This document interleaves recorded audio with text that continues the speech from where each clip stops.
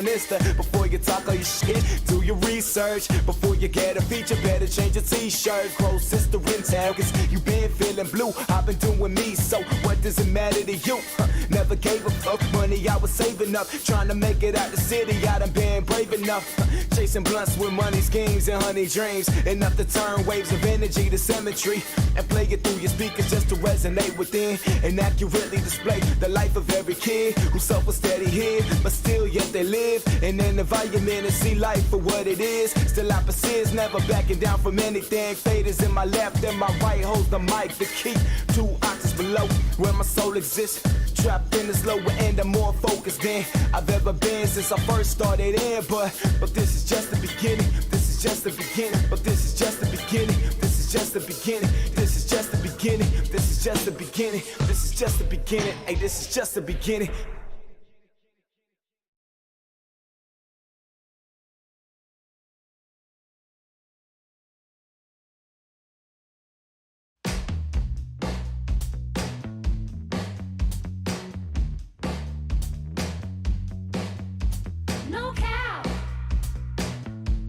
This aura is expensive. My stance. Most people can afford it. Are you for it? For it? Friday Peace Talks starting soon. Digging the music though. Ooh. No class. Don't be late for your appointment. Think fast, or I could be your biggest disappointment. Disappointment, you don't want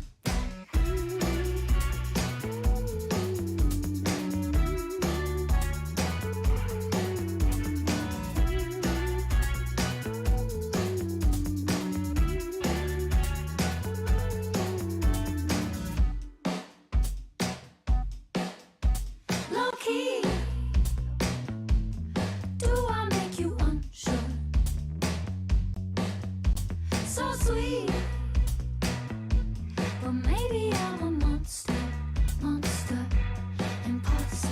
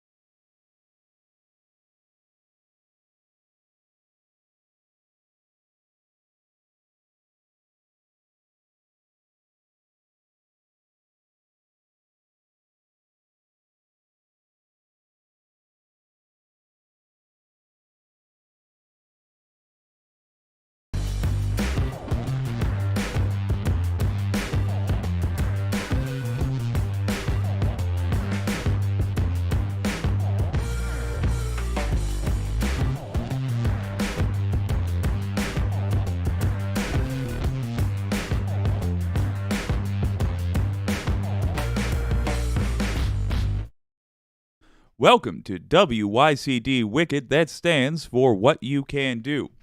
It's your old pal Jake, and this is Friday Peace Talks.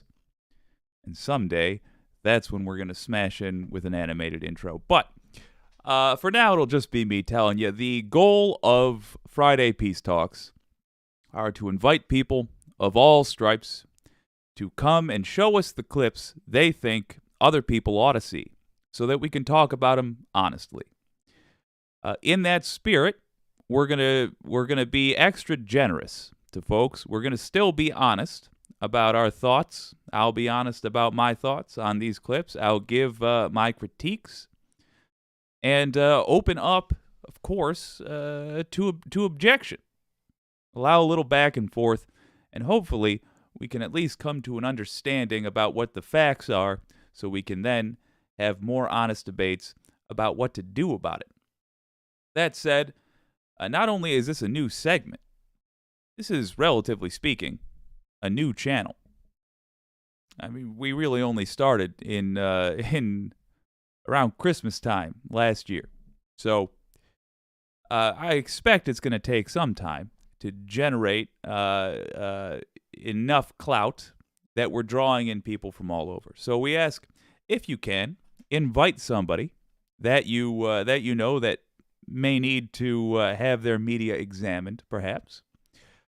And of course, we can just play this game amongst the usual crowd, and it still works. Because if there's media you think I should have a look at, that you saw recently, think it might be fun, let's do that as well. This is how we came across That Dang Dad, who is a channel I now quite enjoy.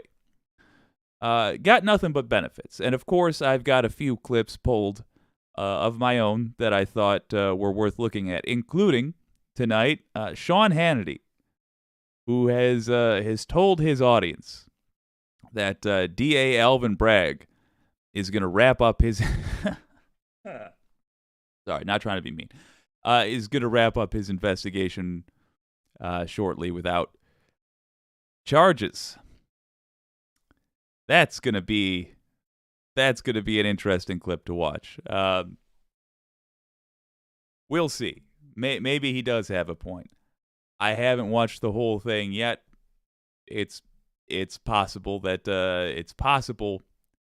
Sean Hannity secretly has it all figured out. Franny P. Catherine Wolf, good to see you. Franny P. says, a great news channel. Tell your pals, everyone. Yes, please. Much appreciated. Foxy Dragon, good to see you. Hello. Well, let's open this up. Let's get it started. First of all, I'd love to jump right into Hannity. I'd love to. But I do want to give strangers a chance to find us within the old algorithm. So let's start it off with as middle of the road as it gets. CNN talking about the latest on the criminal investigations into former President Donald Trump. Haven't looked at this clip for the most part on Friday Peace Talks. I try to blind watch it so you can get an honest first-time reaction. This I have not seen at all, so let's have a gander. CNN, the latest charges.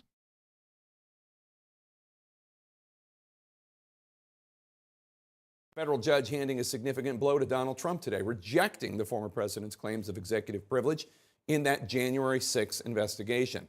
The judge ordering a number of Trump's former top White House aides to testify before a grand jury, sources tell CNN. The list includes former White House Chief of Staff Mark Meadows, former Director of National Intelligence John Ratcliffe, former National Security Advisor Robert O'Brien, and others. Some of these aides have already testified, but now they're likely to be forced to appear before the grand jury once again for even more testimony and ordered to turn over more documents. But as CNN's Jessica Schneider reports, Trump's legal team is expected to try to appeal this decision. Fascinating to me that they are not changing tactics. Credit where it's due. There have been no legal consequences for anything Trump has done so far. Taken out the right or wrong of it, however you feel. Credit where it's due as far as a strategy for not going to prison. The delay has worked. My read of the situation, however, is that things have become much more dire. And at some point, I feel like this guy is going to have to get serious about coming up with a defense for the courtroom. Everything I've seen over this last week, which includes, as we've got a Midas Touch clip that I'll play, includes threats to public officials. It suggests to me that Trump has given up on an actual legal defense and is purely trying to get out of this with politics. I just don't think that's going to work. It might have. America of 2018 that late even, might have let him get away with that. But the American people have made it clear that they won't put up with powerful people just getting away with, in some cases, you could argue, literal murder. So I don't think that's going to pan out the way he thinks it is. Trump's closest advisors ordered to testify in 2 Justice Department probes, a federal judge rejecting Trump's claim of executive privilege, ordering former White House Chief of Staff Mark Meadows, senior aide Stephen Miller, and others to answer questions from a grand jury investigating. Wait a minute, Miller! Good Lord. All right, we got a couple of things to address here. And I'll give compliments as well as insults. Y'all know I think Stephen Miller is basically, if you're making a human being, Stephen Miller, in terms of his personality, like the content of his character, is the worst possible you can make a human being. Just the worst. That said, I used to go on him pretty hard for not accepting his receding hairline with dignity. And it looks like he has finally accepted that battle has been lost. And I'm glad to see he now has a somewhat more dignified haircut. I think he's younger than me, but he looked like my grandfather when he was walking around with that bizarre setup that he used to have. Good on him for shaving it. Also, Christ, if he's testifying, the judge has gotten serious, because he would have done everything in his power to avoid it. Efforts to overturn the 2020 election. Not a man interested in the law. Leaning against the doorway and saying, "I just had an interesting conversation with Rudy, Mark. Sounds like we're going to go to the Capitol." We're going to walk down to the Capitol. He didn't look up from his phone and said something to the effect of, "There's a lot going on, Cass, but I don't know. Things might get real bad." Separately, Evan Corcoran, a top Trump attorney and a crucial witness in special counsel Jack Smith's classified documents probe, spending nearly 4 hours testifying behind closed doors to a federal grand jury on Friday. Trump also fought in court to stop his testimony, but several judges ruling Corcoran must divulge information about the conversations he had with former President Trump leading up to the FBI search of Mar-a-Lago last summer, and that Corcoran must turn over handwritten notes documenting their interactions. FBI agents seized more than 100 classified documents from Mar-a-Lago in August. They should give me immediately back everything that they've taken from me, because it's Whoa. mine. It's mine. FBI agents seized more than 100 classified documents from I never even heard him say that. Did he really say that those documents were his? That they should be given back to him? Seriously? They're not his. For the record, if you are somebody who saw that speech and believed him, no, they are not. They're not. They're his in the same sense that they're yours and mine. They belong to the people of the United States of America. But specifically, we have set up rules around those documents so that only very specific people may even handle them, because they are extraordinarily sensitive. They're national security secrets, you might say. And in fact, you would say, because that's what they are. Mar-a-Lago in August. And in November, the Attorney General appointed special counsel Jack Smith to investigate, among other things, whether Trump obstructed the government's attempts to get back all of the classified material still in his possession after he left office. Evan Corcoran crafted a statement in June 2022 claiming a diligent search had been conducted at Mar-a-Lago and that all classified documents had been returned. A source tells CNN prosecutors wanted to.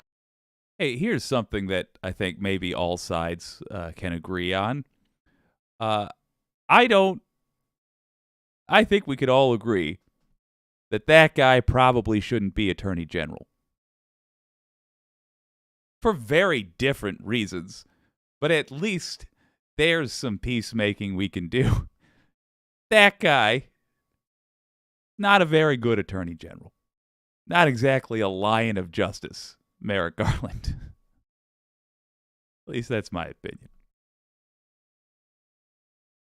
Asked Corcoran about that statement and a June phone call between him and Trump that took place the same day a subpoena was issued for Mar-a-Lago surveillance footage that showed boxes being moved out of a storage room. You still have the surveillance tape, is that correct? Absolutely, Sean. Sources tell CNN prosecutors have made clear that they believe Trump used Corcoran to advance a crime. A Trump spokesperson has fired back, accusing the Justice Department of continuously stepping far outside the standard norms in an attempt to destroy the long-accepted, long-held, constitutionally based standards of attorney-client privilege and executive privilege. I don't believe. Yeah, I don't believe there's anything written in the Constitution about that.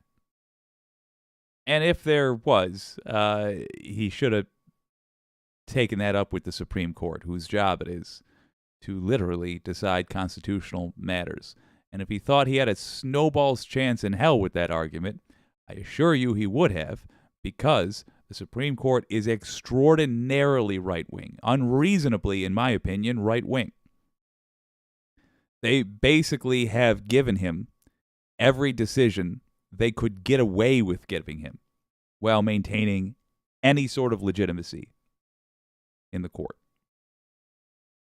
I don't think what his argument there was makes any sense at all. From the beginning, he has tried to cooperate. Trump attorney Tim Parlator tells CNN he also testified before the grand jury in December, divulging details about additional searches for classified documents he organized at several Trump properties last year. They would rather make this into an adversarial fight and try to make it into a criminal case.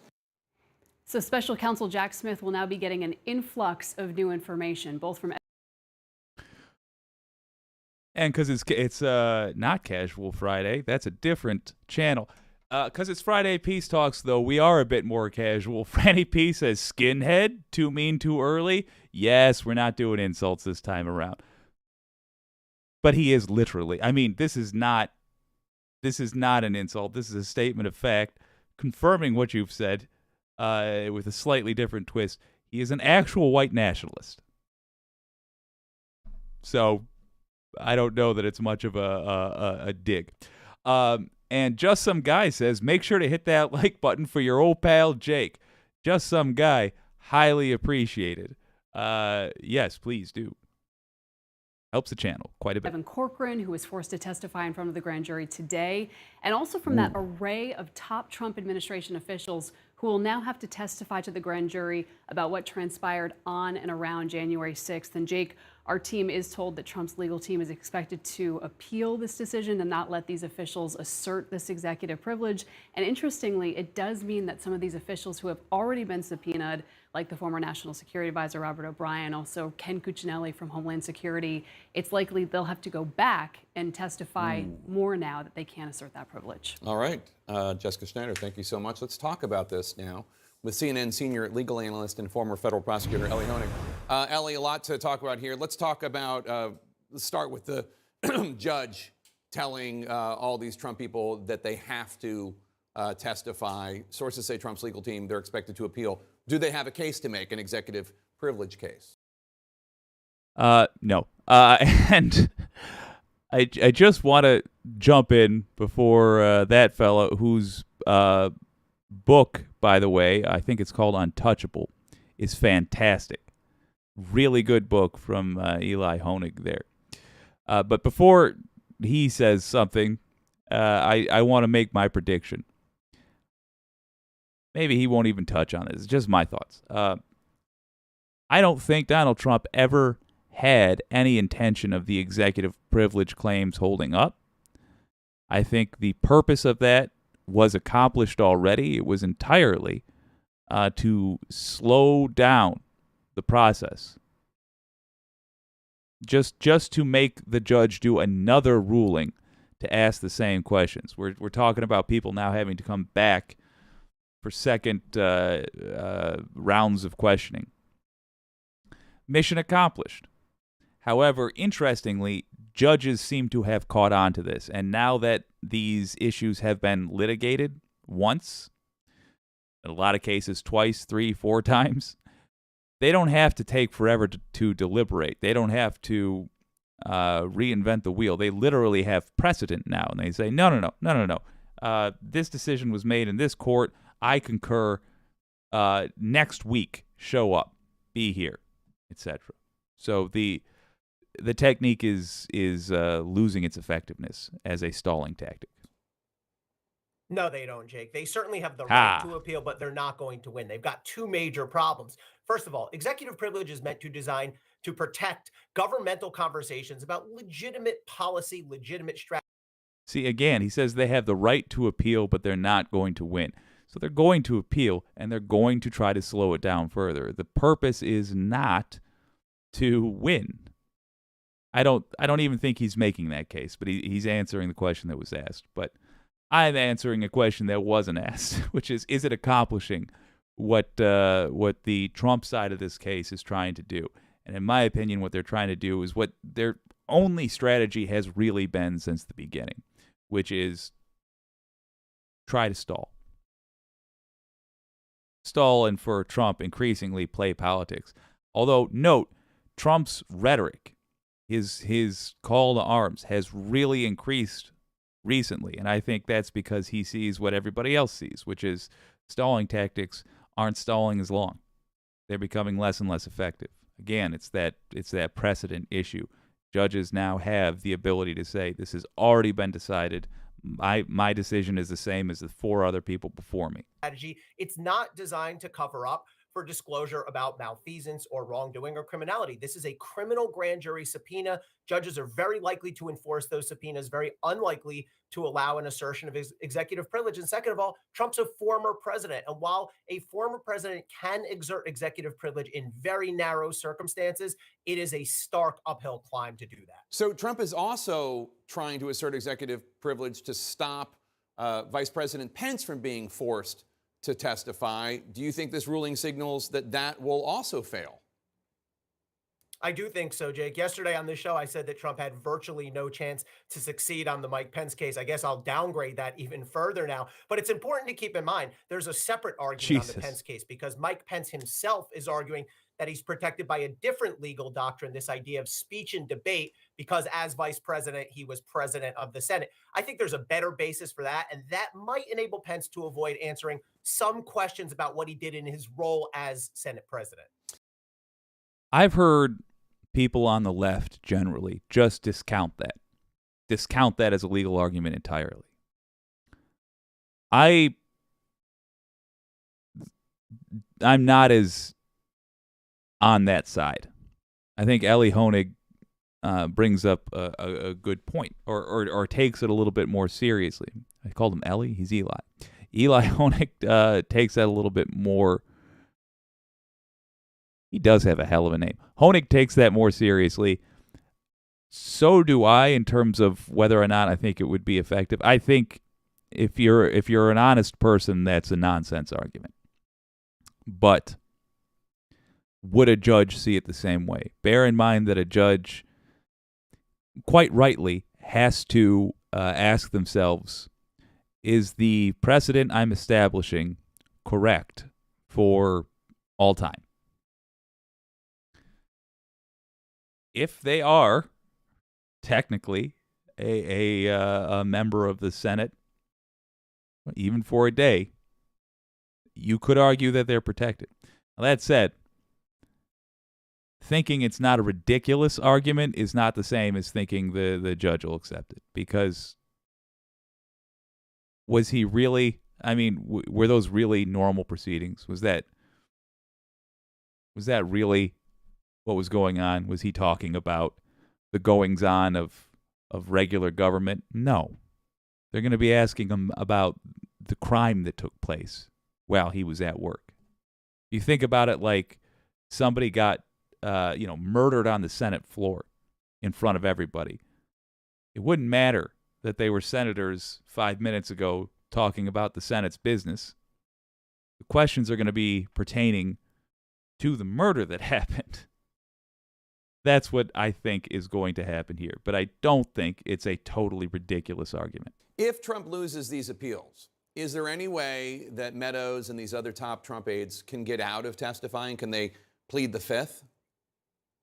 There's only one way, and you just said it. They can take the fifth. That means that any testimony they give might be used against them. They have that absolute right to take the fifth. But if they do that, DOJ prosecutors do have a counter move available. They can go to a judge and ask for an order of immunity, meaning your testimony is not going to be used against you, but now you have to testify. That's a strategic decision to be made by prosecutors. I made that kind of decision quite frequently, but it means they get the testimony. It also means they're very unlikely to be able to prosecute, whether it's Mark Meadows or whoever the witness is. So just to game this out. So let's say I'm Mark Meadows and I lose all the appeals and I'm forced to testify. I say I'm going to assert my Fifth Amendment right against self-incrimination. You're the prosecutor. You says, we're giving you complete immunity. You won't be incriminating yourself. Right. And then you go to, and then what do I do if I'm Mark Meadows, and what do you do as the prosecutor? So this is not optional. If a prosecutor gives Mark Meadows immunity, he has to testify. It doesn't matter whether he wants immunity or not. And if he refuses, if he just says, you can't force the words out of my mouth, then we're in a contempt of court situation. And those who remember history may think of Susan McDougal, who was a witness in the Clinton investigation, the Whitewater investigation. She went to prison for 18 months for refusing to testify. So if it comes down to it, if DOJ says you're immunized, Meadows, and he says you can't make me talk, then a judge can absolutely throw Mark Meadows or whoever it is into prison until he does.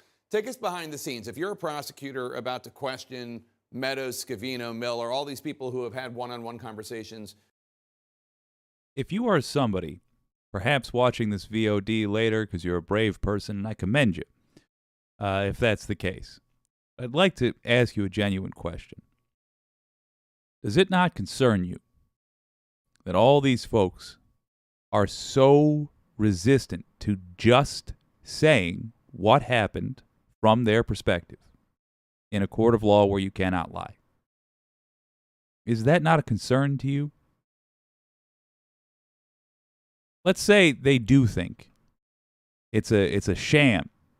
All the charges are made up. Go say so under oath. Why would you not clear the air? Why would you not answer these questions? You've had a lot of opportunities to. I can't fathom exactly what privilege people are imagining they're protecting. The thing I think, and tell me if I'm wrong, MAGA folks, tell me if I'm incorrect. I genuinely want to know if I'm wrong. But my suspicion is that when MAGA fans are seeing this, they're thinking, yeah, don't participate at all with those Democrat prosecutors. What concerns me there is that it becomes impossible to establish the truth. Because if your side does that, then my side will be justified in doing that as well. And it will simply become impossible to ever prosecute a politician if they broke the law. The way it's supposed to work is that if they didn't break the law, they prove it in a court of law, and that is that. In fact, the benefit of the doubt is with the defendant. So in fact, really the prosecution that has to prove that the thing they think happened actually happened. And if you're concerned that it might be a sham trial, a kangaroo court, that evidence is public.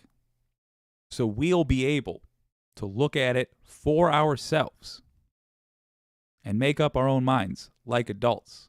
And to me, that seems like the optimal solution, because right now what we have is the word of your guys and the word of my guys. And that's not sufficient. Neither end of that is sufficient. It's not sufficient for me just to hear what prosecutors say they think happened. I want it fully proven. I want it demonstrated in a court, and I want to review the evidence myself. And I would hope you would want the same thing.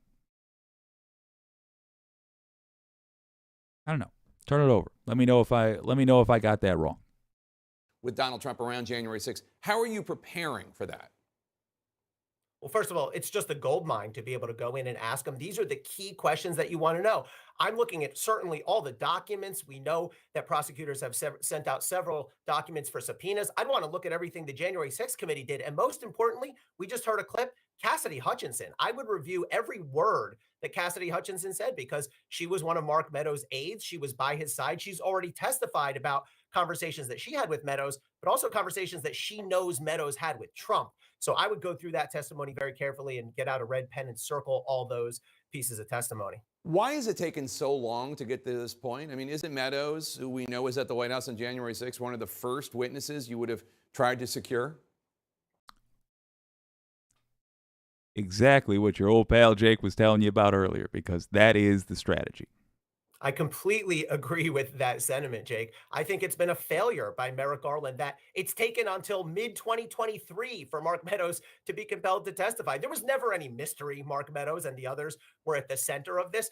Garland has said all along, we start at the bottom and then we work our way up. But that's a bureaucratic Terrible approach. strategy. That's not a strong prosecutorial approach. The reality is good prosecutors start at the highest point you can. Boom. So I think an aggressive prosecutor on day one or perhaps a few months in 2021 would have immediately subpoenaed Mark Meadows and the other people we're talking about. And if that had happened, they would have had this testimony long ago. All right, Ellie Honig, thanks so much for your insights as always.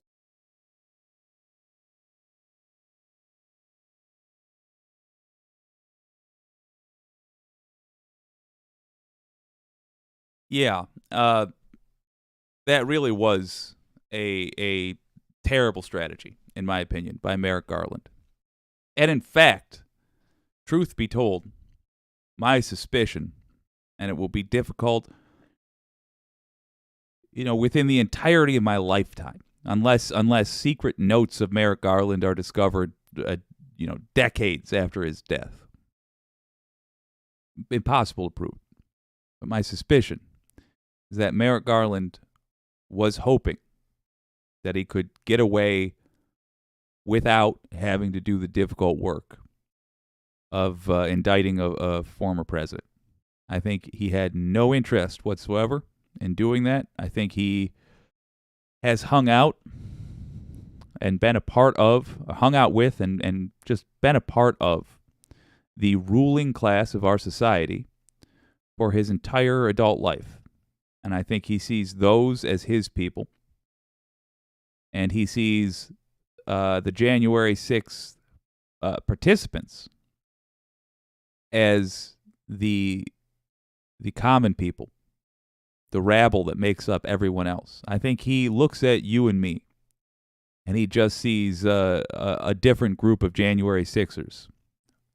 Maybe January 6ers whose cause didn't happen to line up on that particular day. But I think he views us like them. And he views the people that control what we do, the politicians and the billionaires, as real society. And that bums me out. I don't like thinking that about the person who's the leader of everyone, who's supposed to be defending your rights and mine. I think he's unworthy of the job he has. Even if you're a very pro-Trump person, I will say I think we can likely agree on that Merrick Garland is not a good Attorney General of the United States. To what Honig said there, with the bottom-up approach, yeah, that's what you do when you don't know who the boss is. Or that's what you do when you don't know what the crime is. You catch a guy that is doing X, and you find out that's part of a larger organization's industrial doing of X. And so instead of charging X crime, you do a RICO charge on the person's boss. And you do that by working your way up. But in this case, we knew what happened. So we knew the specifics of what happened, and there was already an investigation. The January 6th committee did an independent investigation and reached a conclusion. He had every opportunity to seek justice for the American people, and here we still are. He had to get dragged into doing his job, and I hope he will be recognized in history for what he was, which was insufficient. Let's have a look at some comments. Ooh. Catherine Wolf said, I tried to support Garland, but you, Sam, and now Ellie have convinced me. I'm sad. Yeah, same. I even wanted to like Merrick Garland. But yeah, I have been slowly but surely become disillusioned with the man. Well, let's lighten it up with a little Hannity. I have only seen a fraction of this, but it looks to me like something that is going to be a delight to watch.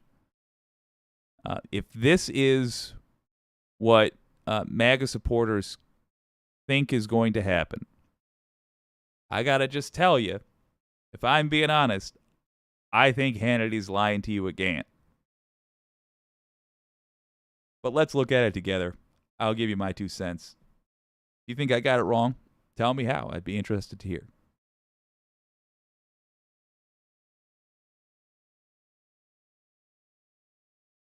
Hey, there we go. Our top story right here out of New York. Alvin Bragg is now sweating even more than usual tonight. Now, his pathetically weak case against former President Trump has totally imploded. Let's be very clear here. The case died this very week. It is very obvious. It is very clear. It's transparent. Alvin Bragg had every intention of indicting Donald J. Trump this week, but for the second straight day, grand jury proceedings were canceled today. I don't think it was very clear that he had every intention of indicting Donald Trump this week. It did look like it was possible. For sure it looked possible. But he never said that he was going to indict Donald Trump this week. If you're getting that from Trump, I got news for you. He wouldn't have told him. All right, let's hear him out. Now, Bragg is now telling Reuters that it was former President Donald Trump that created a false expectation of arrest. It was never. I mean, it literally was, though. Donald Trump said he would be arrested on Tuesday. Alvin Bragg didn't say that. Donald Trump said that. Why are you saying he is now telling Reuters? That's kind of tricky wording. You mean he told Reuters? Yeah, but when you say he's now telling Reuters, that makes it seem as though he's changed his story, but he hasn't changed what he's been saying. Donald Trump did create a false expectation of arrest. That's just fact. And if he was planning on arresting this week, and he changed his mind and said, all right, let's not create a scene, let's do it Tuesday of next week. Let's do it Wednesday. What difference does it make for how factual this is? Alvin Bragg never announced that he was going to arrest Donald Trump. He never said that. Donald Trump said that. Also, side note, this has the Fox News logo on it. And that guy is wearing a political pin on his shirt. That's the Blue Lives Matter pin, right?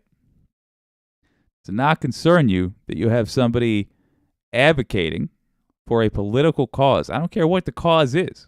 Advocating for a political cause on something that is claiming to be news. That's not very ethical. And it's ironic that he's attacking a prosecutor, but I'll leave that one alone. So these are the flaws I'm seeing in this coverage in the first, good God, 42 seconds already. Again, if you think I'm getting this wrong, tell me how in the comments. But the fact is, Alvin Bragg did not say, never said, that he was going to arrest Donald Trump this week. Donald Trump did say that he would be arrested on Tuesday. So Alvin Bragg hasn't changed his story. And when he says that Trump created a false expectation of arrest and that Republicans interfered, both of those things are accurate. By the way, Alvin Bragg, after Trump did his rabble-rousing, got a death threat. I wonder if they mentioned that in this broadcast. Actually, you know what? I take that back. Not going to hold him to that. This would have been last night. And last night is when Bragg got the death threat. Got a letter, literally threatening death for Bragg. Let me know if you think I got it wrong. Tell me how, though. Be specific. Never actually going to happen, according to Bragg, it seems. Really? After a multi-year... Jesus. Couldn't even get through the sentence. All right. What did Sean Hannity just say? Never actually going to happen, according to Bragg, it seems. No. He tossed in that little "it seems" at the end there to justify what he just said.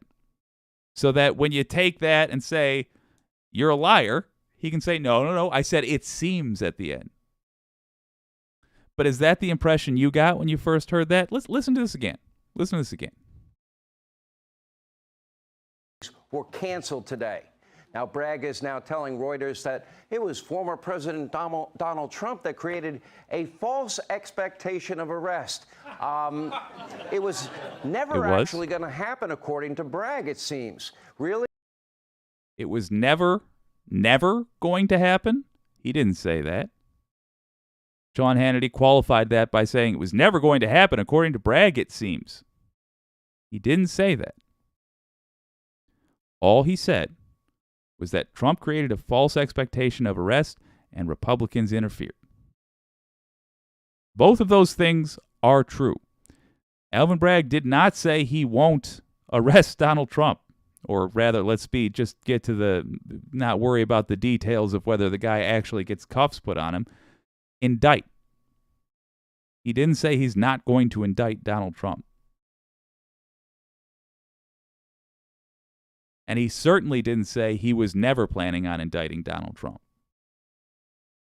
That is not something you can glean from that article. That is Sean Hannity lying to his audience. Even if it turns out that Donald Trump did nothing wrong at all, and, your old pal Jake is shocked. I can't believe it. I misread those tea leaves.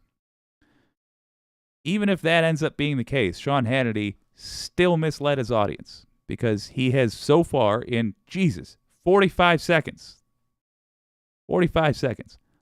of this clip, he has so far utterly misled his audience about what just happened. That is a deficient newscaster right there. In fact, that is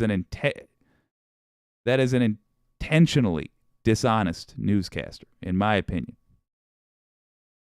because he's qualifying his statements in such a way that give him clearance to say what he's saying, while still heavily implying, if you don't do things like this and pause it and say, wait a minute, while still heavily implying a very different story. Dishonest. After a multi-year investigation, the formation of a grand jury, the DA's meeting with law enforcement to coordinate an impending arrest of a former president, and we're supposed to believe that somehow Donald Trump created the false expectation of arrest. Now, the New York Times, they were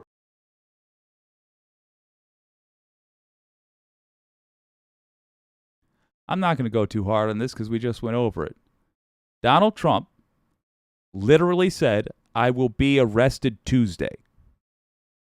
So yes, he created a false expectation of arrest. Not difficult. reported, of course, Pulitzer Prize-winning group that they are, based on fake news. Anyway, they reported that criminal charges against Trump were likely on March the 9th. That's when they first did it. Remember Maggie Haberman, a Pulitzer Prize winner for a story she got wrong on the Russian hoax? She was all over fake news CNN saying, yeah, looks like it's going to happen. Well, that story was out 9 days before Donald Trump even mentioned it on Truth Social, his platform.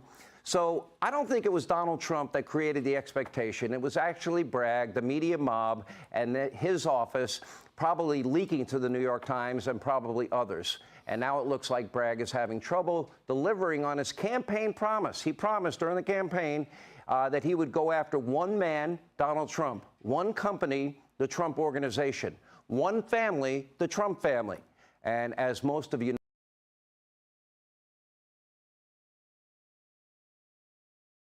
So that's not what he said. In his campaign, he made it clear that he didn't think anybody was above the law.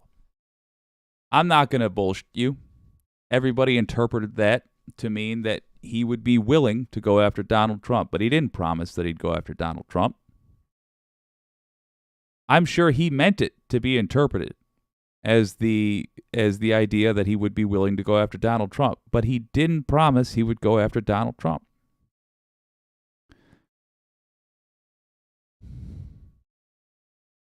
The Russia investigation Hannity was just talking about. If you are on the MAGA side, I wonder if you know the details there. Are you aware of the fact that Bill Barr, previous Attorney General under Trump, quashed it? Bill Barr, while investigating the investigation into Trump, was given information from our friends in Italy that, in fact, there did appear to be Russian interference in our election.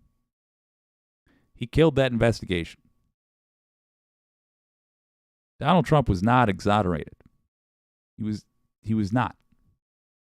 And there's a difference between the DOJ not going after somebody for a thing and the DOJ saying we are unable to go after somebody for a thing. Got to tell you, I'm not real impressed with the reporting. You can have a different opinion than me. Lots of people that are featured on this channel do have a different opinion than me. But you have to be honest when you make your case. That's crucial. This isn't honest. I'm going to let him keep going. But he is digging a hole for himself. by now, the DA's entire case relied on the testimony of a serial liar and a convicted felon by the name of Michael Cohen. The DA's entire case does not rely on Michael Cohen.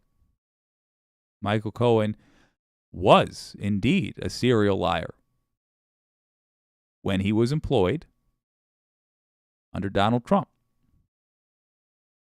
Please note that all the lies we're aware of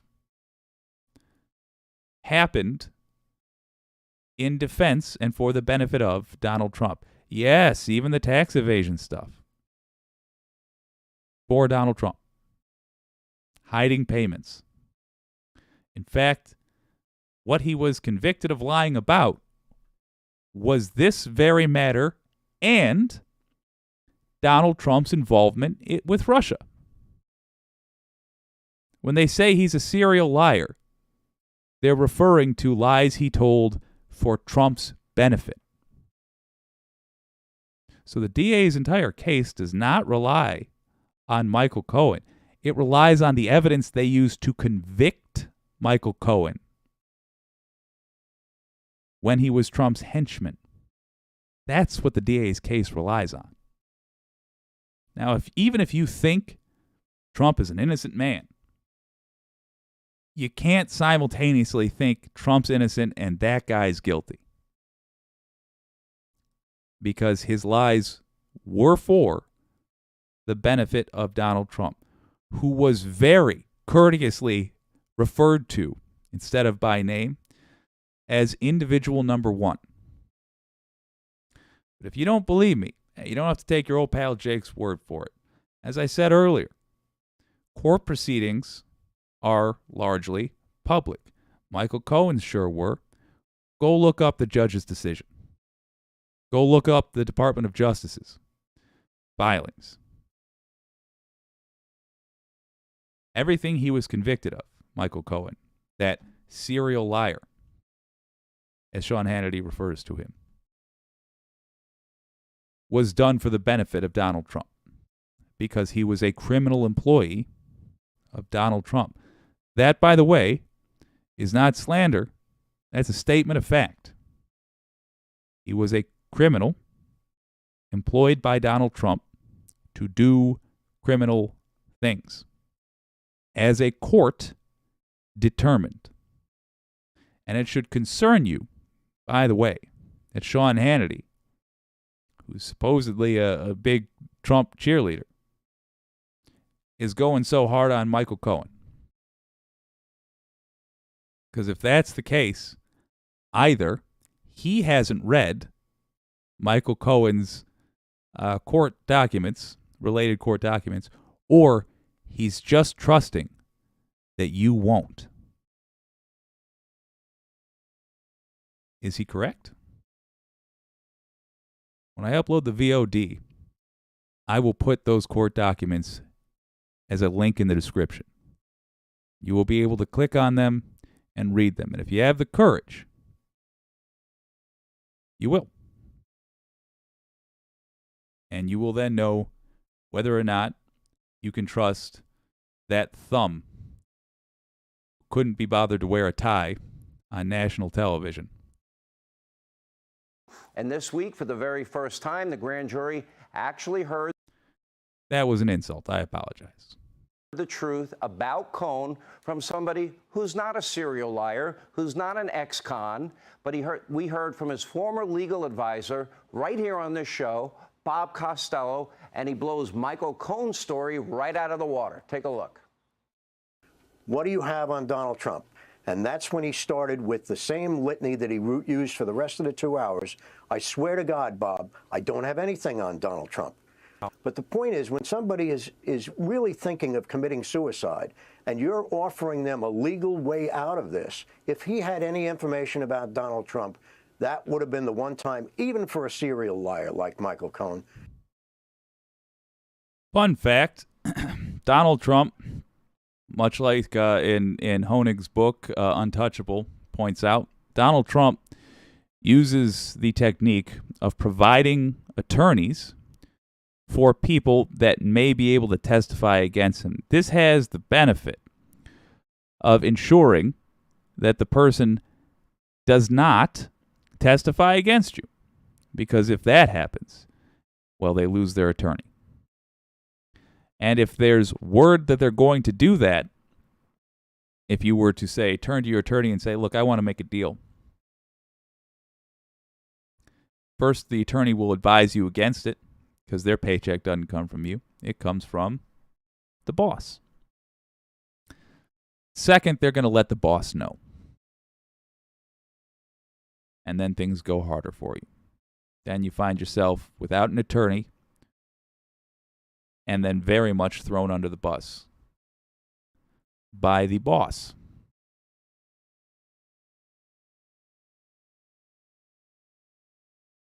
It's unusual, by the way, for someone's former attorney to show up on TV saying they're a liar. And if that's happening, there's one of two reasons. Number one, they're employed by somebody else who benefits then from saying that person's a liar. Or number two, they are now legally at odds with their former client.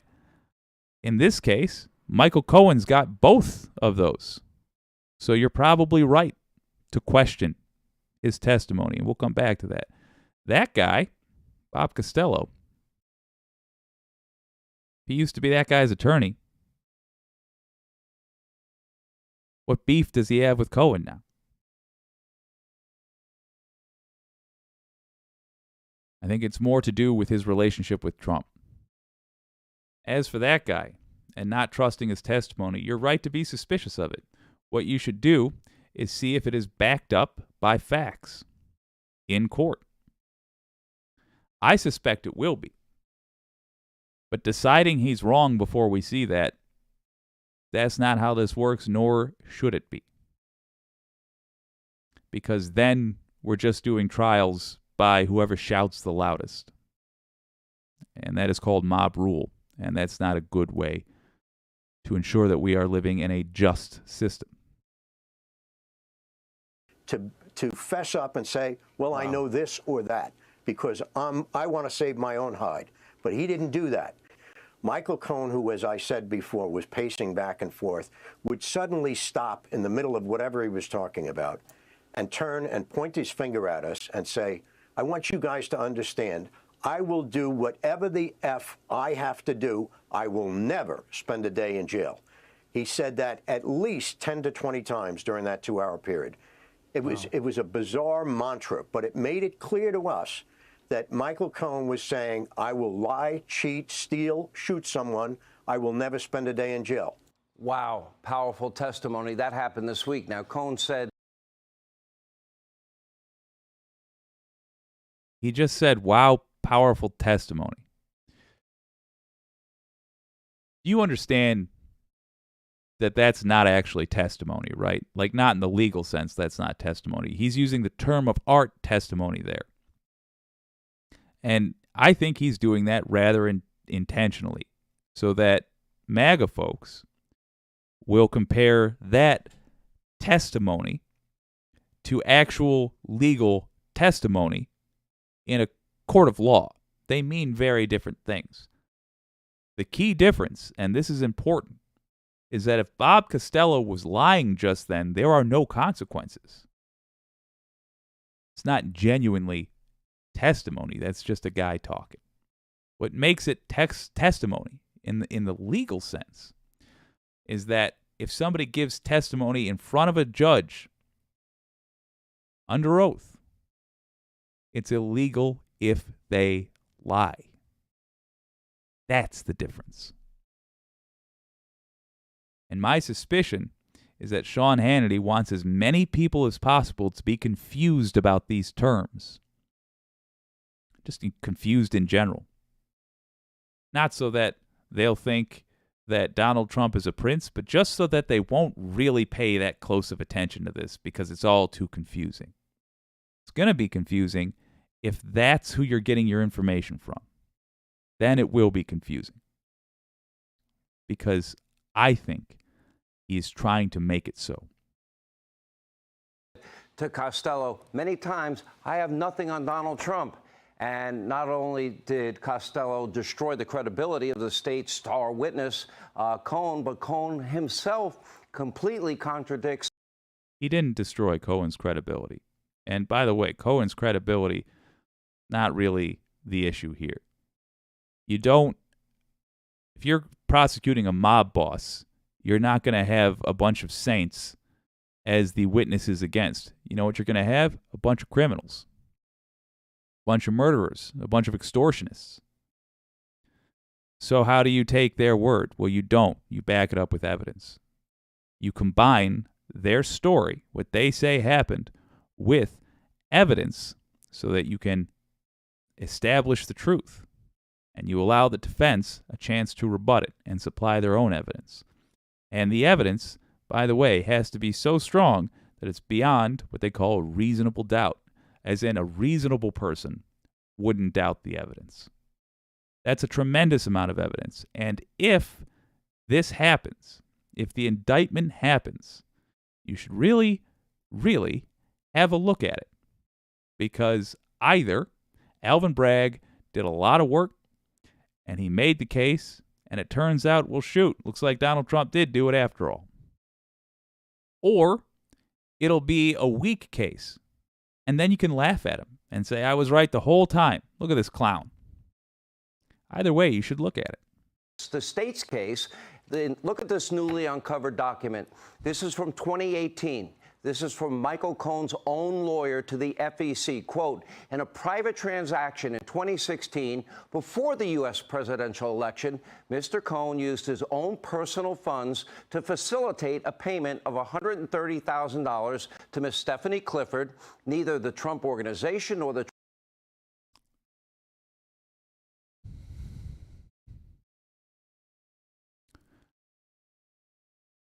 Michael Cohen was convicted, in short, for lying to cover up crimes that Trump participated in. Sean Hannity, and that's, by the way, now what this new indictment appears to be about, if it happens. Again, I want to stress, Alvin Bragg never said he was indicting Trump. Not a one time did he say that. You're not crazy to be hearing about it constantly, because it does seem like he's prepared to. It does seem like that is in fact imminent. So much does it seem like that Donald Trump said that he was certain he'd be arrested Tuesday. But Alvin Bragg didn't say that. However, Michael Cohen was convicted of lying on behalf of Donald Trump. And now, to tell you that Donald Trump is an innocent man and this whole thing's nonsense, Sean Hannity is taking things he said during the period that he was convicted for lying to Donald Trump and presenting them as though it's some revelatory evidence. This is the very issue we're talking about. The fact that he said this is damning. What that is an attempt to cover up a crime, a campaign finance violation, as it turns out. This being described is the manner in which that cover-up happened.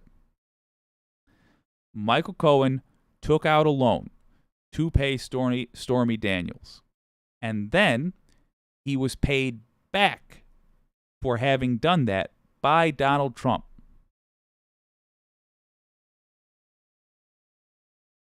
Making it a campaign finance violation. That's what happened. It's actually pretty simple. Michael Cohen, by the way, was additionally convicted of lying to Congress when he said that Donald Trump had spoken with the Russians, I think, on 3 occasions through Michael Cohen. When in reality, it was 10 occasions. Why the difference? What does that difference make? Well, the 7 outstanding occasions would have been a hell of a conflict of interest with his running for president. So again, Michael Cohen, all of his convictions, all of them, stem from work that he did on behalf of Donald Trump. And what Sean Hannity is showing you right now, that's supposed to make you feel like, oh, see, so Michael Cohen is a liar. Yes, he is a liar who lied for one guy, over and over and over and over and over and over again. And what makes the rest of us a little bit crazy is that it's very frustrating that two people appeared to have done a crime. So much so that both of them were named in the charging documents and in the judge's decision, and only one of them got punished. And the difference between the two is that the less powerful one got the punishment, and the powerful one, so far, has had no punishment. And that's what grates on your old pal Jake. If I got it wrong, MAGA folks, tell me. Let me know. But be specific. Because what Sean Hannity is telling you is nonsense. Trump campaign was a party to the transaction with Ms. Clifford. So is Cohn lying under oath now or during that statement to the FEC? Now, of course, during that statement to the FEC. That's the answer. Because he told the incomplete truth. He did do that, what he said to the FEC. What he didn't disclose was that he got paid back for it. There's your answer. Sean Hannity knows that, by the way. At the very center of the case is a completely legal, what's called an NDA, over an alleged affair from 2007. There is zero evidence whatsoever that the Trump campaign paid for this NDA. No, there's substantial evidence. He paid through a series of structured payments to Michael Cohen. I believe it was in $30,000 chunks. Michael Cohen has literally pointed to the payments. If you want to see the actual documentation to prove this, that is what the court case is for. Do you understand? That's why Donald Trump might be in court. So that the prosecutor, whose job it is to say, there he is, that guy. He did a crime, this is what happened. It's a forum wherein the prosecutor displays the evidence in a structured, reasonable manner. And then a jury of us, 12 people that are considered to be basically reasonable, average Americans. And both sides have a say in who that jury is, by the way, to ensure that it's fair. 12 of them will then decide whether or not Alvin Bragg was able to sufficiently prove the case. That's what will happen. I only have so much Hannity in me. MAGA, if you're in the audience, or if you're watching the VOD later, let me know if you see something here worth talking about. If you have a debate about this. But he has not said anything of value. Sean Hannity. In this, we've done this for 4 minutes and 42 seconds of this. And if I keep going with this whole clip, it's just going to be me explaining every other sentence Hannity says and why it's a lie. If you want me to finish this clip, let me know in the comments, certainly. If you want me to look at a different clip that you think is a better representation of your belief system, or at least your understanding of events, let me know in the comments. But I'm not going to waste my or anybody else's time with further nonsense from this guy.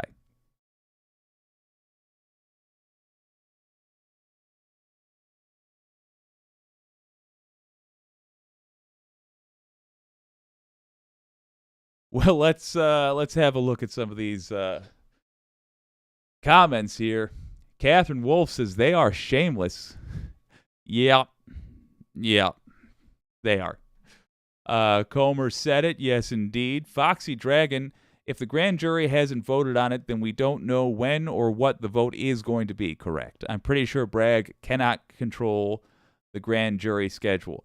I don't know.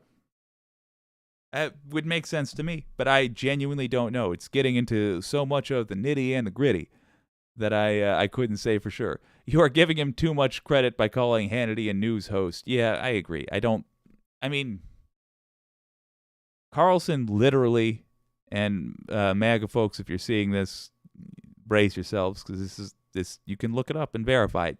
Tucker Carlson literally said that no reasonable person would take what he says seriously. He said that in a court of law because he was being sued for lying on the news. For a while, Fox was not allowed under a court order to call itself news. And then that was lifted for reasons I cannot fathom.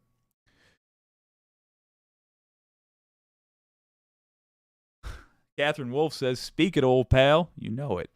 Dawned on Me says, hello, Jake. Kind of late tonight, but here. Well, delighted to have you, Dawned on Me. Yeah, these are very casual streams. No worries.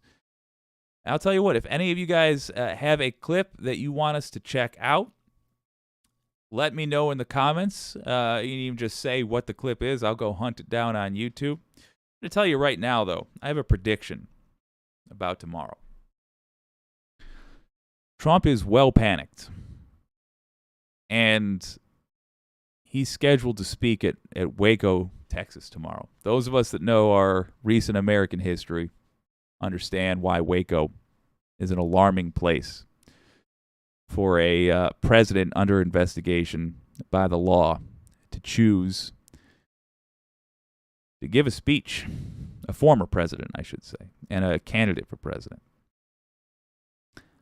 I think because there have been still no consequences. Still there have been no consequences. I fully believe that Donald Trump is going to go too far tomorrow. For my tastes, he's already gone too far. For most people's tastes, he's already gone too far. But I think he is going to put the Justice Department in a position tomorrow. And I'm tentatively planning on live streaming the speech. I got to sit down and think about the ethics of that genuinely. I'll put up a post in the community tab later with what I'm going to do. But I think he is going to force the court to put a gag order on him or to just literally arrest him. And the reason I think that is because he appears to have given up on an actual legal defense. And to me, he seems panicked. So I think he's going to go off script in a rant and just say something that gives the court no choice, reluctant as they have been, to even bother him. They're going to give him no choice but to insist, either with a jail cell or just a sternly written letter, probably it's going to be the second thing, that he no longer talk about this case. Let's have a look at some coverage of what his rhetoric, Donald Trump's rhetoric, has resulted in already.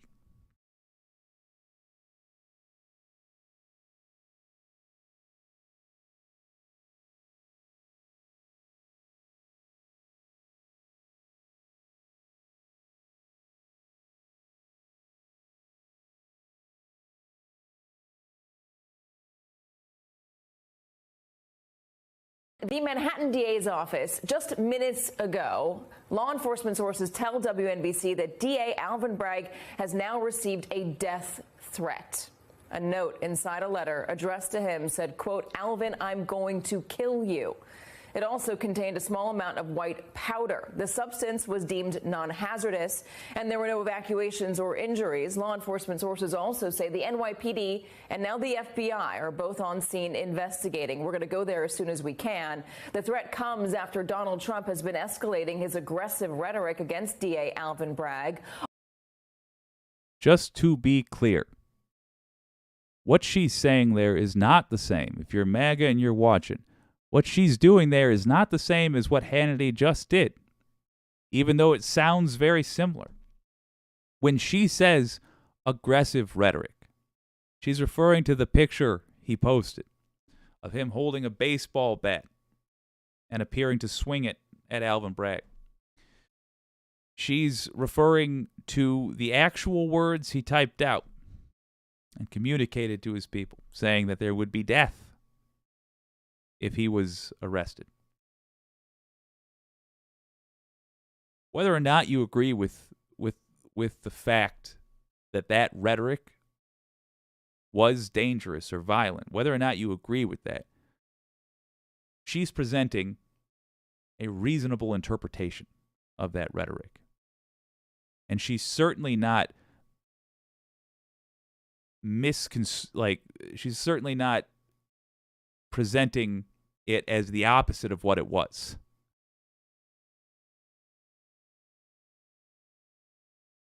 Again, if you think I'm wrong, point out how. Because I genuinely, I don't think I'm wrong. Obviously I don't, I just said it. But if I am wrong, I want to know.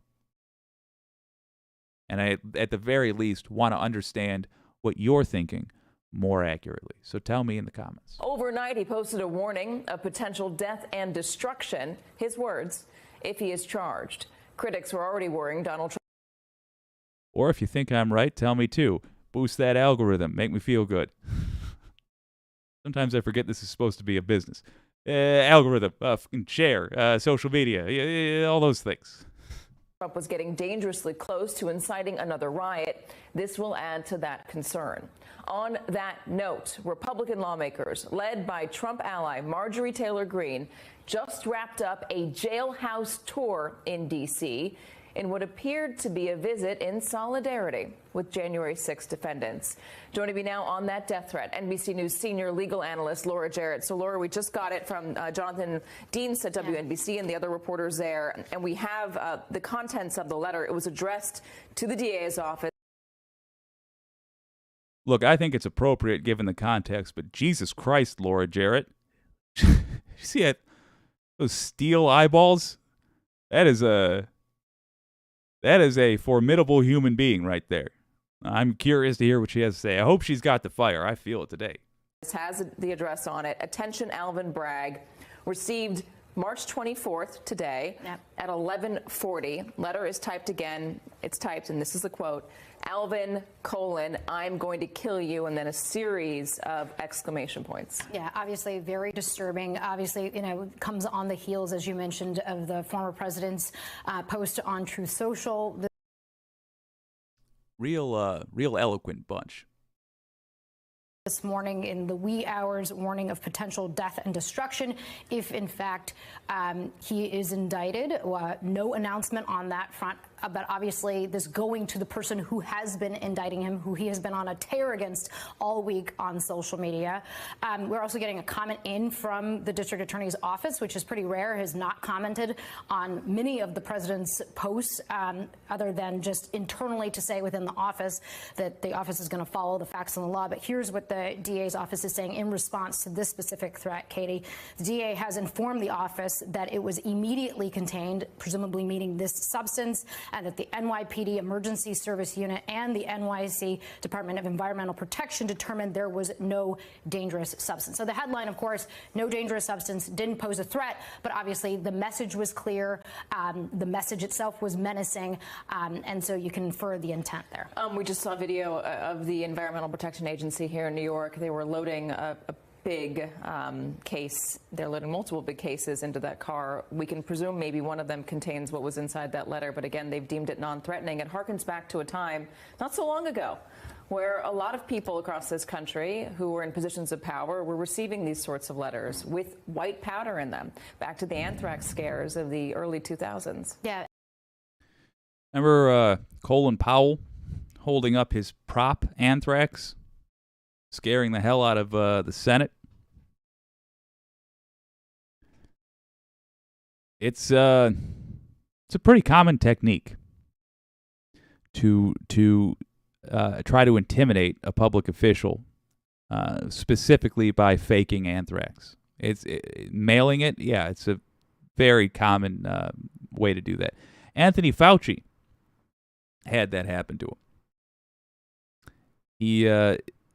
He opened up a letter in his office, immediately contacted his secretary, said, "Don't come in here. Inform security. This has just happened." And fortunately, he had the medical knowledge after a few minutes before the tests were done, but he had the medical knowledge to know that if it had been anthrax, he would have been dead already, most likely. And he says that he was relieved, nonetheless, when the tests of the substance came back negative. Think about that. Think about that experience. Forget, yeah, I know, it wound up not being anthrax. Okay. Imagine for about 5 minutes, you don't know if you're about to die or not.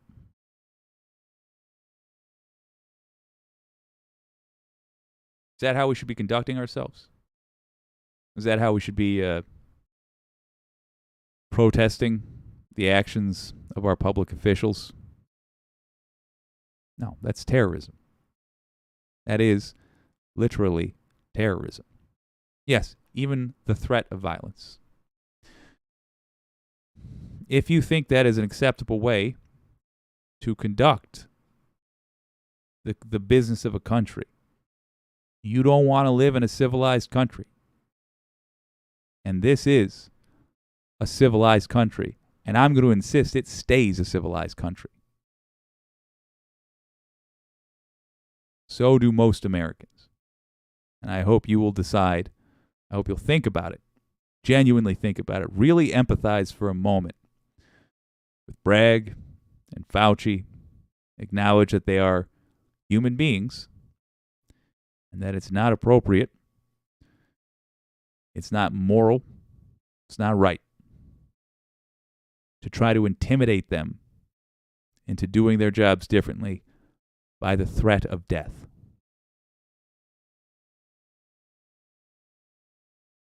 I suspect your mother raised you better than that.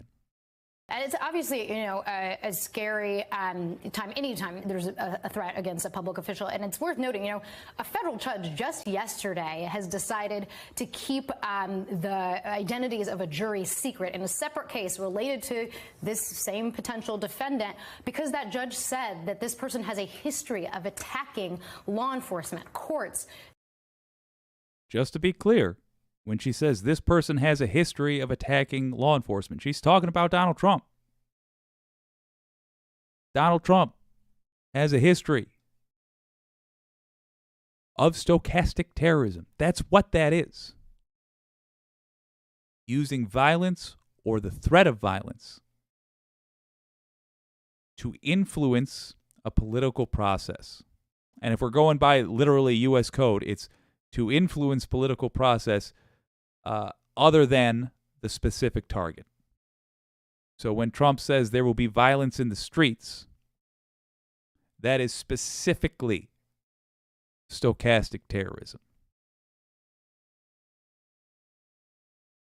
Do you really support somebody who does that? Even if you support, let's say you still support Trump because for some reason you really like his policies. Do you support that behavior out of your chosen politician? Because I'll tell you, if Bernie Sanders started doing that, I wouldn't support that. I actually wouldn't support Bernie Sanders at all at that point. I support him like hell now, but I wouldn't at that point. And even if it turns out he was the sole lefty remaining in the country, and I had no choice but to vote for Bernie if I wanted my agenda passed, I wouldn't support that behavior out of Bernie. And I would tell Bernie that I was disappointed to see him carrying on like that. And I would be ashamed if a judge found it necessary, based on that behavior, to make a jury hide their identities out of fear that they would be targeted by my chosen politician. That is why he would no longer be my chosen politician. I'll give you a hint. You shouldn't like your politicians all that much, because at the end of the day, they're your employee. And if they start effing up like this, if they start acting like clowns like this, find a different employee. If you want them to act just like Trump, then you make it clear how you want them to act. Find a different one.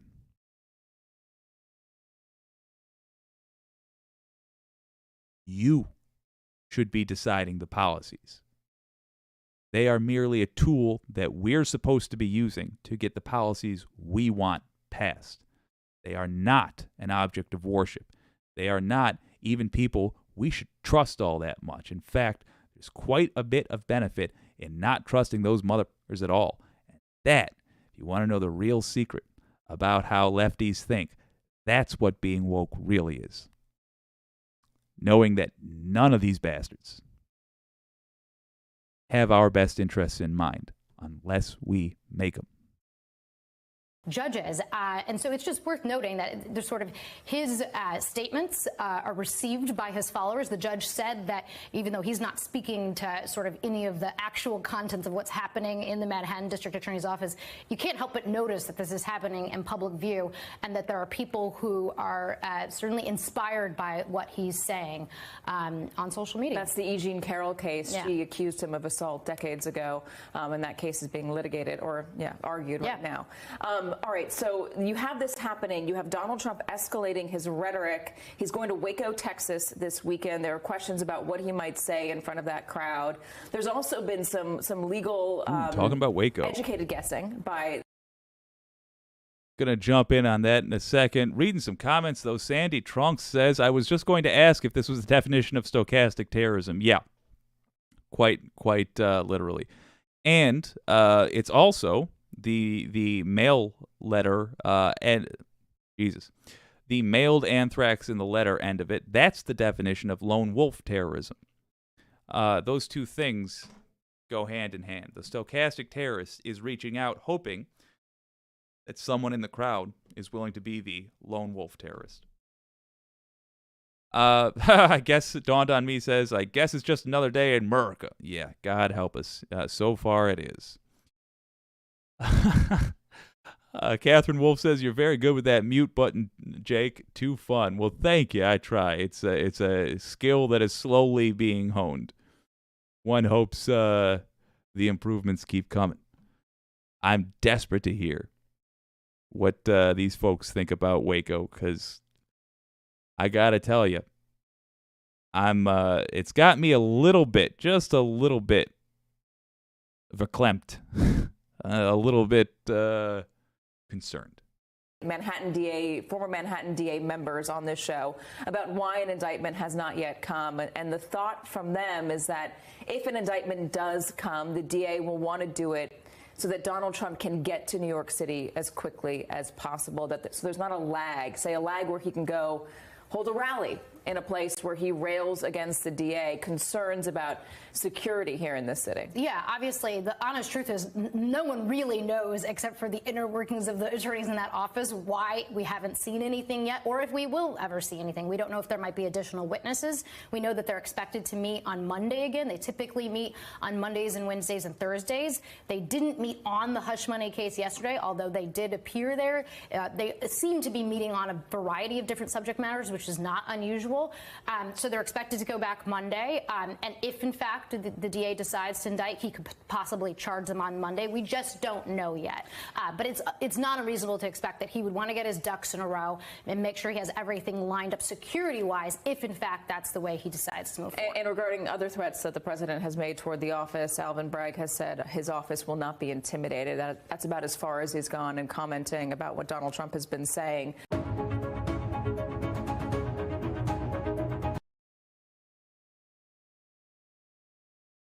Well, I wasn't so quick with it that time. Oi. I got one more I want to check out here. But do you guys have any videos that you would like us to check out? If there's something you've seen recently, let me know. I'd love to blind watch it. Or We can watch something like Steven Crowder or Ben Shapiro. Just do like what did Sam Cedar used to do? The random rush. We can do that with one of these knuckleheads. I almost screwed that up. We can do it with one of these gentlemen, and I'll give my honest opinion. Believe it or not, at least when you're not looking at the Mug Club stuff, I honestly think Steven Crowder does a better job of pitching right wing, not even really right wing stuff, but pitching to right wingers than Fox does. Fox it's like shooting fish in a barrel, man. It's junior ball. Yeah, let me know in the comments, certainly, if you got something. Posted a video link like, oh, Foxy Dragon, have you really? Holy crap. You know, that might be a problem with this system. Foxy Dragon says, I have posted a video link like 4 times today. I literally don't have any of them in my chat. And now I think I see a fundamental flaw with how I've set up this stream. If you can just tell me, like with words, I'll go look for it on YouTube and then put it up. Dang. Well, it appears that I have some son of a bit. Almost got demonetized. Let me scroll through here. Yeah, it's not coming through. Do it like this. I want to show you something. Let's see. The clip from Fox. Wait. The Hannity clip from Fox. I don't know. Something like that. It's C-SPAN Cohen apology. Perfect. Thank you. I'm going to grab that now. Let's stand by for just one moment. Well, I thank you for letting me know.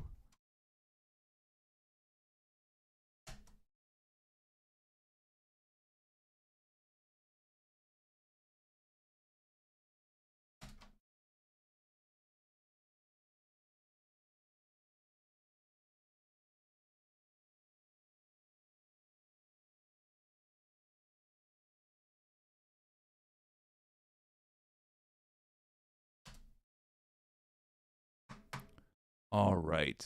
Got a whole lot from years back. I'm going to get searching for that.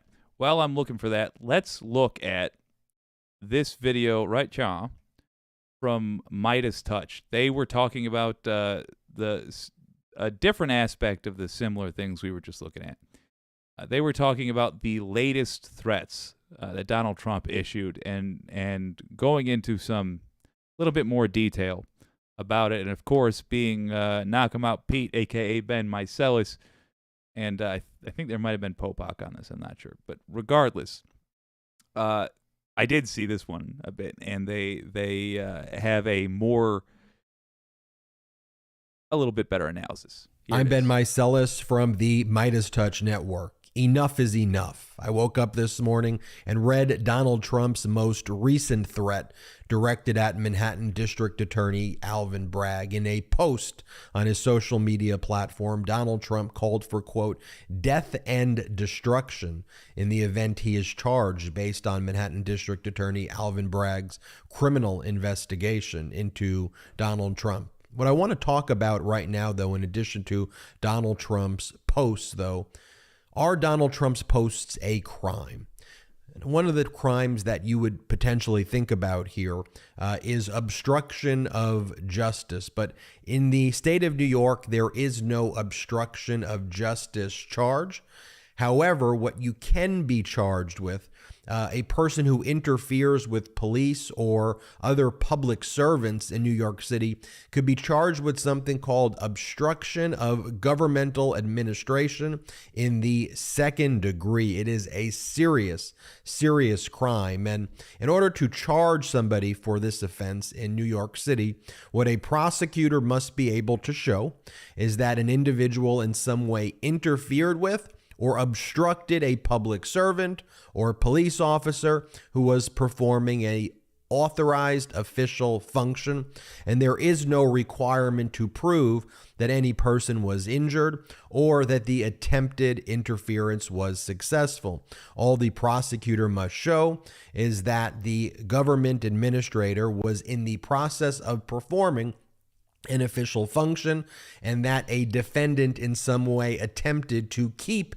that government administrative official from achieving whatever goal they have. So let's go through right now what I believe the case that can be made now by the Manhattan District Attorney's Office for obstruction of governmental administration in the second degree. So I'm going to read for you Trump's posts from the morning. He goes, "What kind of person can charge another person, in this case a former president of the United States who got more votes than any sitting president in history and leading candidate by far for the Republican nomination, with a crime when it is known by all that no crime has been committed, and also known that potential death and destruction." That is one of the rhetorical things Trump does that genuinely infuriates me. I'm being real with you. It's just simply a lie. And he knows it's a lie to say that everybody knows this. It is an exaggeration, the point of absurdity. I'll tell you, let me disabuse you of that right now. I don't know that he's innocent. In fact, I suspect he isn't. So it's untrue for him to use the wording he's using there. Foxy Dragon, two things. Number one, I cannot find that clip. Was it from 4 years ago? And number two, you do not have to feel bad about going hard on your old pal Jake. I love it. Don't worry. And I have now discovered that YouTube won't let people do the thing that I was really trying to design this show to do, which is post clips so I can grab them quickly and go look at them. So I will have to come up with a convenient way for people to do that. But apparently it ain't going to be this stream because it's not allowing it. I will look into it and we'll have it fixed by next Friday. We'll have some manner of doing this reasonably. That, or I will just become more intelligent. But in the meantime, we're going to finish this out because Knock 'em Out Pete's got a great point here. And such a false charge could be catastrophic for our country. Why and who would do such a thing? Only a degenerate psychopath that truly hates the USA. So ask yourself, does that post alone meet the elements where a prosecutor can show that here, the Manhattan District Attorney was in the process of performing an official function and that Donald Trump attempted to keep them from achieving that function? How about when Donald Trump... Mars Falcon says, if the charges are so false, you should be able to crush them in a court of law, Mr. Trump. You should be demanding a trial as soon as possible. Yes, that is exactly correct. Mars Falcon says, especially since you can countersue for defamation. Brendan Carter says, at Mars Falcon, especially since you can countersue for defamation. Exactly. A court is where you go to discover the truth of a matter, both in civil trials and criminal trials. 100%. At this point, both parties should be seeking the court to come to their aid by finding the truth.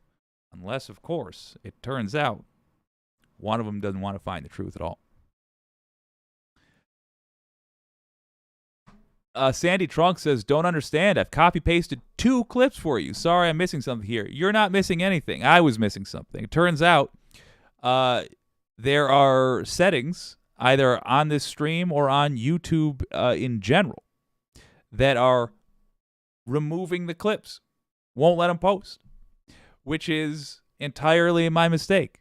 I thought that I had that set so that people could post anything at all. I'm not sure exactly how that works. I will figure it out by next week. In the meantime, if you can narrow it down just by saying where it's from, like the account that posted it, and I can try to find it. But as I've also just demonstrated, that's very difficult. It may just be that we have to end up wrapping this stream without getting to do the cool thing where we look at viewer suggestion clips. I will work out a system one way or another that is convenient for next Friday Peace Talks. However, let's let Ben Meiselas finish this one up. Pairs it with this post where it's a photo of him with a baseball bat. Y'all. Jesus Christ. That is that can't be. We can't allow that. Even if you support Donald Trump politically, you cannot permit that behavior. If you do, if you are a Trump fan and you happen to be watching the VOD of this later, I would like you to contact Donald Trump through his social media or through a campaign website with the contact info and tell him that that is beneath you, because that ought to be beneath you. He'll say it's just a joke. It's not a joke. This is not a joke. And that is not acceptable. Looking like he's going to hit the Manhattan District Attorney with a baseball bat. So take a look at that. Do you think the elements are there? How about this one where Donald Trump calls the prosecutors human scum? He goes, "Isn't it terrible that DA Bragg refuses to do the right thing and call it a day? He would rather indict an innocent man and create years of hatred, chaos, and turmoil than give him his well-deserved freedom. The whole country sees what is going on, and they're not going to take it anymore." Genuine question for MAGA folks. You know what?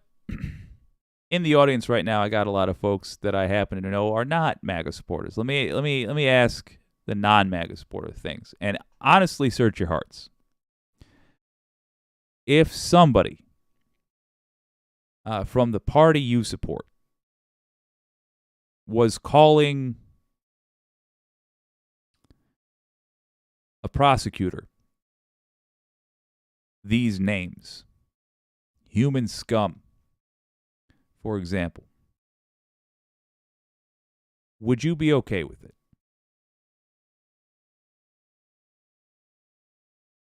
You know, I'm fine with people calling Stephen Miller human scum. Truly, I am. But if Stephen Miller was a prosecutor and Stephen Miller was investigating a politician that I had supported, and then that politician called him human scum, that I would not be okay with. But I'm curious to know, what do you guys think? They've had enough. There was no error made, no misdemeanor, no crime, and above all, no case. They spied on my campaign, rigged the election, falsely impeached, cheated, and lied. They are human scum. So again, referring here to Alvin Bragg as human scum in the previous post, calling for death and destruction, and then posting a photo of himself with a baseball bat depicting him clubbing Alvin Bragg, the Manhattan District Attorney, with a baseball bat. Do you think that that meets those elements right there? Okay, let's layer on this post right here where he calls Alvin Bragg a Soros-backed animal, despite being despicable, racist, and a heinous thing to say. Will that also layer on and add to the charge of obstruction of a governmental administration in the second degree? Why won't Bragg drop this case? Everybody says there's no crime here. I did nothing wrong. It was all made up by a convicted nutjob with zero credibility who has been disputed by highly respected professionals at every turn. Bragg refuses to stop despite overwhelming evidence to the contrary. He is a Soros-backed animal who just doesn't care about right or wrong, no matter how many people are hurt. This is no legal system. This is All right. Asking the community, if you're watching the VOD, this is what lefties think of that behavior when asked hypothetically. Dawned on Me says it's not even in the... Well, I don't know, actually, that any of these folks are lefties, but this is what the live audience thought. Dawned on Me said it's not even in the realm of acceptable. Not today, not yesterday, or tomorrow, not ever. Agreed. Brenton Carter says there should be legal implications for speech like this. No rights are absolute, and there needs to be a much higher bar for those who are politicians or government officials. I agree. I think the fact that they are government officials does not mean that we should be handling them with kid gloves. I think the kid gloves should be for anybody else, but not the government officials. They must be held to a higher standard. We are in complete agreement there. Foxy Dragon says you can disagree with people, but when you are a public figure, it should not be okay to say such things. I agree, because by the very nature of their job, they are influencing large groups of people, and that needs to be taken into account. Wholeheartedly agree. Foxy Dragon says, I say Trump is a douchebag all the time, but I'm not a public figure that people will follow. Yeah, see, there's the difference. Absolutely. Dawned on Me says, having this evil represent anything for America goes too far. I can't stand Trump. Well, it's understandable. The Anti-Corporatist says, I think that I know the right-wing talking points enough by now that I could just spout some buzzwords at one and have them sputtering. It's possible. Brendan Carter, interesting. I'm a libertarian socialist. That is a philosophy that I am intrigued by. And if I were to tell you what I am, it would not be with very much certainty at all, because I am constantly shifting. Sandy Trunks says, sadly, I've got to go, but before I split, I suggest that you have a look at Randy Rhodes' program. She always posts her Friday shows in their entirety on YouTube. She does serious dives into media crapola. Randy Rhodes is next on my list. I think we're going to wrap it up after this, but... noted, Randy Rhodes will absolutely be next on my list. Posted a poll asking, do you think an indictment will happen next week? Very interesting. Just nearly divided audience. 44% responding yes, they do think an indictment will happen next week. 56% responding no, they don't think an indictment will happen next week. Intriguing. I honestly don't know. If I had to guess, I would say yes. I would say yes, and in fact, you know what? I'm going to freak you out right now. Wednesday. There's my bet. Sandy, we'll see you later. Thank you for joining us. And I want to be clear, I have absolutely no evidence, so if I happen to be right, it's purely chance. Let's finish up with Ben Meiselas while I write down Randy Rhodes to check out later. I'm intrigued. I always love getting content from you guys. It's always fantastic. The Gestapo. This is Russia and China, but worse. Disgraceful. So it is literally, to a degree, Russia. I mean, that's part of what Michael Cohen got convicted for. When you add on here, he's now calling Alvin Bragg an animal. He called Alvin Bragg human scum. He threatened death and destruction if charges are brought. And he posted a photograph of himself with a baseball bat looking like he was depicting himself clubbing Alvin Bragg. Well, let's keep on going. Let's layer on the fact that he says the following. The district attorney's office under Alvin Bragg is allowing violent crime to flourish in New York City like never before, while he spends all of his... Okay, that's the last thing I got to address. Oh, I knew there'd be something. Violent crime in New York City is down. That's just a fact. Was there a spike after COVID? Yes. In every city around the world, nearly without exception, there was a spike in crime following COVID. New York City has recovered nicely. This talking point that there is a crime wave in New York City, as far as I can tell, is essentially made up from whole cloth. That is a non-fact based notion. And the high crime rate was last seen in New York in the 90s. And it has been declining ever since. And I am a fan of Sam Cedars' theory regarding leaded gasoline, by the way. But it's just a statement of fact that New York is not experiencing a crime wave right now. And by the way, it hurts the economy. Interesting fact. Even if you don't care about people or truth or whatever, it hurts the economy to keep saying that. Needlessly hurts the economy. Because people don't want to go to New York as much. And so they're less likely to spend the money to do so at all the gas stations along the way, and less likely to go do business in New York and take New York business back with them. It's not cool to keep telling those kinds of lies, even if you think it's going to get you out of trouble. Donald J. Trump.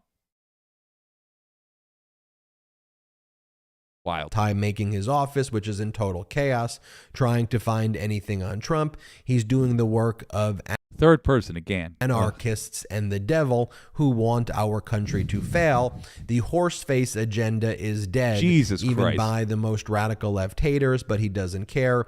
He wants it to go away. And when he says the horseface agenda, that is his misogynistic and disgusting way of referring to the key witness in the case, Stormy Daniels. So